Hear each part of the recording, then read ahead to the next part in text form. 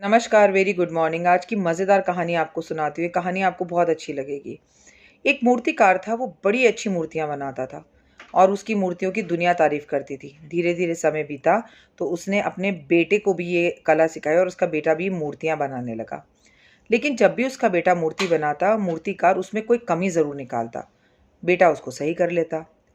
फिर उसका नाम होने लगा। अब मूर्तिकार का बेटा इतना फ़ेमस हो गया कि लोग मूर्तिकार से नहीं, उसके बेटे से जो है मूर्ति बनवाना चाहते थे और वो बहुत अच्छी मूर्तियाँ भी बना रहा था। लेकिन पिता था कि अच्छी से अच्छी मूर्ति में भी कमी निकाल देता था। बेटा एक दिन परेशान होकर बोला, पिताजी, अगर मेरी मूर्तियों में कमी होती तो मेरी मूर्तियाँ आपके मूर्तियों से ज़्यादा दामों पर नहीं बिकती। तो आप तो रहने ही दो, मुझे सलाह मत दो। मूर्तिकार ने उस दिन के बाद अपने बेटे को कभी भी कोई कमी मूर्ति में निकाल कर नहीं बताई और वो चुप हो गया। लेकिन धीरे धीरे बेटे का जो ग्राफ था करियर का, वो नीचे आने लगा। अब उसकी मूर्तियाँ पहले के जैसे ना बिकती, ना उनके दाम मिलते, ना लोग उनकी तारीफ करते। पिता बैठा हुआ था, बेटा आया और बोला, पिताजी आपसे बात करनी है। बेटा बोला, मैं जानता हूँ, बैठ जाओ, तुम्हें जो बात करनी है। तो बेटे ने बोला, आपको कैसे पता मुझे क्या बात करनी है? कुछ नहीं। उसने बोला, ये हिस्ट्री पहले भी दोहराई जा चुकी है।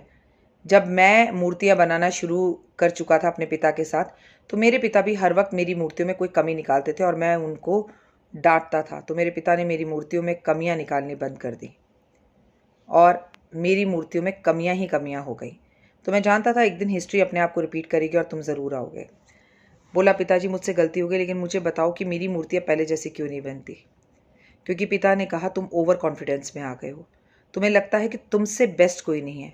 लेकिन जिस दिन तुम में अपनी ही मूर्ति और अपने ही काम में ये लगा कि मुझे कुछ अच्छा करना है, बेस्ट करना है, इसमें कोई कमी है, मुझे सेटिस्फेक्शन नहीं है, उस दिन, जिस दिन तुम्हें पूरी तरह से आत्मनिर्भर होकर ये यकीन हो जाए कि मैं और बेहतर कर सकता हूँ, उस दिन मूर्तियाँ अच्छी बनने लगती। लेकिन जिस दिन इंसान सोचे ना, बस अब हो गया, आई एम द बेस्ट, इसके आगे मुझे कुछ और करने की ज़रूरत नहीं है, नया कुछ करने की ज़रूरत नहीं है, उस दिन इंसान ख़त्म हो जाता है।